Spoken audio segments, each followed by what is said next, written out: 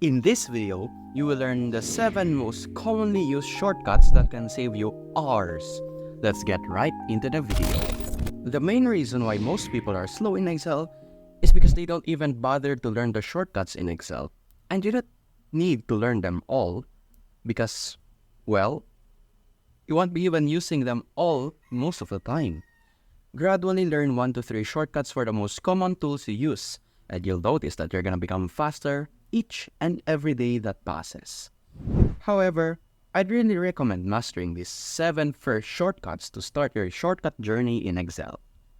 These 7 are the most commonly used functions, tools, or whatever in Excel put into a keyboard shortcut.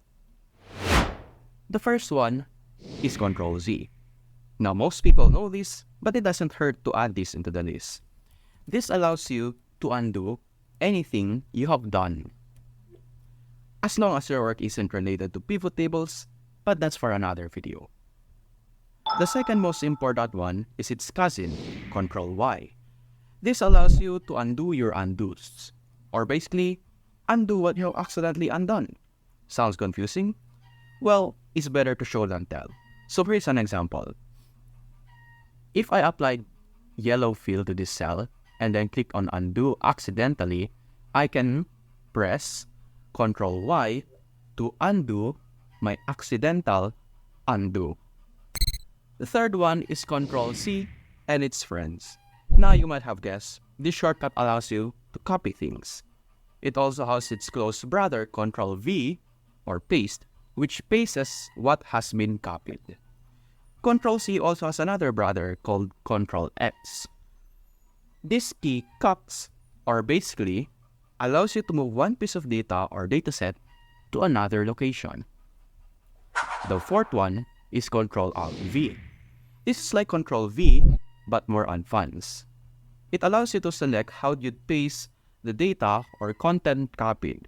If you want it pasted as text, number, multiply it to another value inside the cell, and more.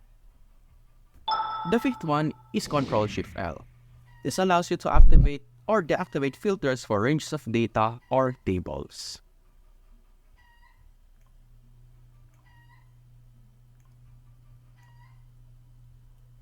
The sixth one is Control with arrow keys. This quadro of shortcuts allows you to quickly move between cells that contain data or without data.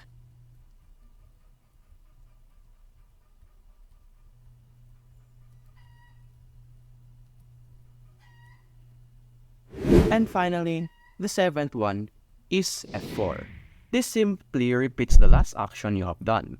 So for example, if I formatted this cell yellow and then selected another cell, pressed F4 on my keyboard, as you can see, it has repeated the last action I have done to the previous cell to the one I currently have selected.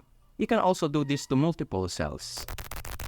If you've watched this far into the video, then make sure to hit the like button and might as well subscribe.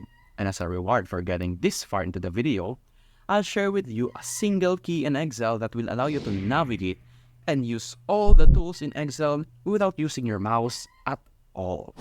And that key will be the Alt key. Pressing Alt on your keyboard shows all the different assigned letters for each and every single action or tool you can use in Excel. Using Alt is like activating what I'd like to call an alternative keyboard. Now using Alt is going to be overwhelming at first, but like I said, you do not need to know all the shortcuts. Just analyze what the most common tools you use are, and then remember the combinations for those. Like, if you use tables and pivot tables a lot, memorizing the Alt combination for that or those particular tools is gonna save you hours. Hold on.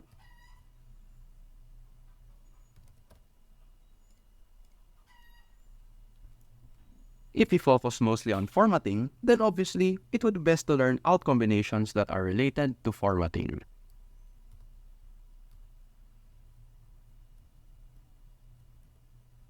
You can also learn 20 extra shortcuts in 2 minutes in this video right here. Once again, this was Minimalism Excel, and I hope to see you next time.